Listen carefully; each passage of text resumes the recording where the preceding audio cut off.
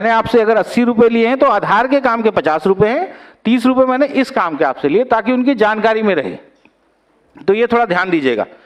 उसके बाद common mistakes bye operator जो है वो बहुत ही अच्छी, एक श्रीनिवास जी हमारी ट्रेनिंग टीम के हेड हैं, अभी वो आपको इसके ऊपर भी हमारी चर्चा होगी, तो काफ़ी सारी आपको जानकारियां पता लगेंगी। छोटी मोटी गलतियां जो आप करते हैं, आपको लगता है कि छोटी है लेकिन वो मोटी गलतियां हैं और बड़ी गलतियां हैं जिसकी आपको सजा लगती है, कई बार सिस्टम से बाहर हो सकते हैं, अदरवाइज पेनल्टी लगेगी।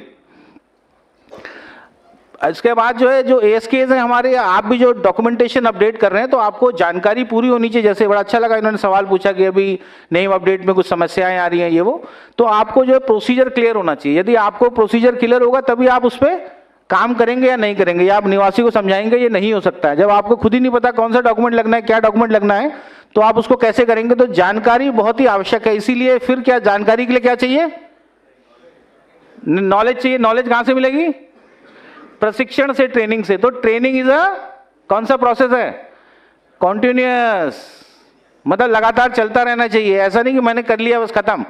अगर आपने कर लिया तो रिफ्रेशर ट्रेनिंग है, उसका भाग 2 है, रिफ्रेश करते रहिए, ट्रेनिंग अवश्य करिए। एक और जो समस्याएं आती हैं वो एक तो ओवर चार्जिंग की प्रॉब्लम आती है, दूसरी ऑपरेटर से होती है रूड बिहेवियर की। रूड बिहेवियर मतलब मैं नहीं करता, बता दे जिसको बताना है ना, होता है ना इस तरह का। आपका मूड खराब है तो आपका मूड खराब है, इसका ये मतलब नहीं कि आप इस तरह से बातचीत करेंगे उनके साथ। तो इस तरह की शिकायतें भी आती हैं और इस शिकायतों का फिर क्या होता है, आपको खामियाजा भुगतना पड़ सकता है।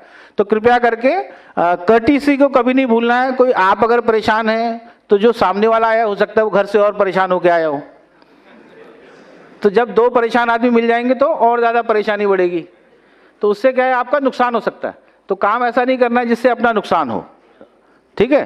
तो कृपया करके इसका ध्यान दीजिएगा। जो भी आपके पास निवासी आते हैं एज ए ऑपरेटर, क्या बताया था, अतिथि देवो भव, वैसे ही जो कस्टमर है वो भी देवो भव ही है आपके लिए। जो भी निवासी रेजिडेंट जो आया है वो भगवान समान है।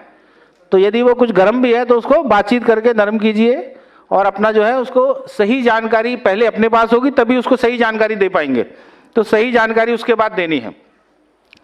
उसके बाद क्या होता है ना, वो मुर्गी का अंडा क्या है, एक एक करके निकालना है। उसका मतलब यह है कि अगर मैं एज ए रेजिडेंट आपके पास आया हूं तो मैं एक ही काम करूंगा आपका, कि सर दूसरा काम तो नहीं होगा।